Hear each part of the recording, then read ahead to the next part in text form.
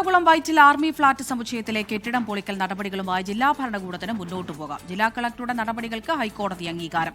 26 നിലയുള്ള 2 ടവറുകളാണ് പൊളിച്ചു നീക്കുക. ടെൻഡർ നടപടി ചോദ്യം ചെയ്ത് PK യൂണിക് കമ്പനിയാണ് കോടതിയെ സമീപിച്ചത്. വിഷ്ണു സുരേഷ് ചേരുന്നുണ്ട്. വിഷ്ണു, വാർത്തയുടെ വിശദാംശങ്ങൾ എങ്ങനെ? അമൃത, നേരത്തെ തന്നെ ഈ പൊളിക്കൽ നടപടികളുമായി ജില്ലാ ഭരണകൂടം മുന്നോട്ട് പോവുകയും പൊളിക്കുന്നതിന് വേണ്ടി ടെൻഡറുകൾ ഏർപ്പെടുത്തുകയും ചെയ്തിരുന്നു.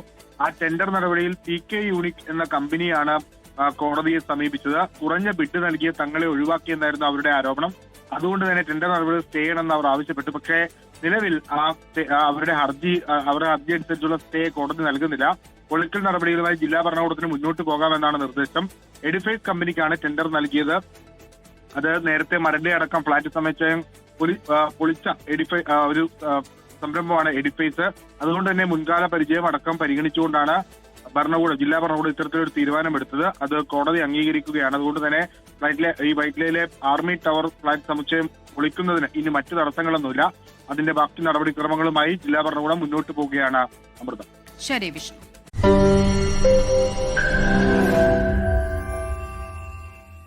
ലോകത്തെവിടെയായാലും ഏത് സമയത്തും 24 വാർത്തകളും ഓഗ്മെന്റഡ് റിയാലിറ്റി പാക്കേജുകളും എക്സ്പ്ലെയിനറുകളും വിശദമായി കാണാൻ ഞങ്ങളുടെ യൂട്യൂബ് ചാനൽ നിങ്ങൾക്ക് സബ്സ്ക്രൈബ് ചെയ്യാം.